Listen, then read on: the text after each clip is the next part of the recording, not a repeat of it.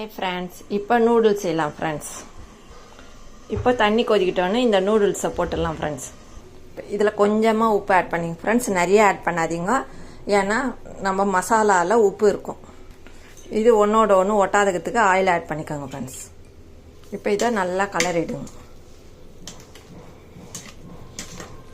இது வெந்துச்சு ஃப்ரெண்ட்ஸ். இதை தண்ணியிலேருந்து ஃபில்ட்ரு பண்ணி எடுத்துடலாம் ஃப்ரெண்ட்ஸ். நல்லா தண்ணி வடிகட்டிட்டு நல்லா இரட்டோன்னு எடுத்துருங்க ஃப்ரெண்ட்ஸ். தண்ணி இருக்குது பாருங்கள், அதை எடுத்துருங்க. இப்போ இது நூடுல்ஸை வடிகட்டி ஃபில்ட்ரு பண்ணி எடுத்தாச்சு ஃப்ரெண்ட்ஸ்.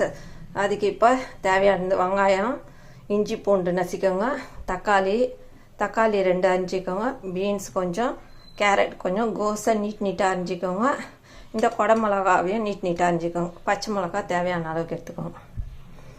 இப்போ கடாயை வச்சு எண்ணெய் ஊற்றியாச்சு. இப்போ இதில் வெங்காயம் ஆட் பண்ணி வதக்கிடலாம் ஃப்ரெண்ட்ஸ். இப்போ வெங்காயம் நல்லா வதங்கட்டும். இப்போ இஞ்சி பூண்டு ஆட் பண்ணிக்கலாம். இப்போ இஞ்சி பூண்டு வதங்கணும். இதில் கேரட்டும் பீன்ஸை மட்டும் ஃபஸ்ட்டு போட்டு வதக்குங்க. இப்போ இந்த கேரட்டும் பீன்ஸும் நல்லா வதங்கி வெந்துடுச்சு. இப்போ பச்சை மிளகா தக்காளி ஆட் பண்ணிக்கலாம். இப்போ இது நல்லா வதங்கட்டோன்ட்டு இதை நல்லா வதக்கி விடுங்க. இப்போ இந்த தக்காளி வதங்கிச்சு. இப்போ கோஸும் இந்த கேப்சிகமும் ஆட் பண்ணிடலாம். இப்போ இந்த நூடுல்ஸ் மசாலாவை ஆட் பண்ணிடலாம். இப்போ இதில் நூடுல்ஸ் ஆட் பண்ணிடலாம். இதை நல்லா கலரி விடுங்க. இப்போ நூடுல்ஸ் ரெடி ஆயிடுச்சு ஃப்ரெண்ட்ஸ். இந்த வீடியோ பிடிச்சிருந்தால் லைக் பண்ணுங்கள், ஷேர் பண்ணுங்கள், சப்ஸ்கிரைப் பண்ணுங்கள். Tata, bye bye. மீண்டும் அடுத்த வீடியோவில் சந்திப்போம்.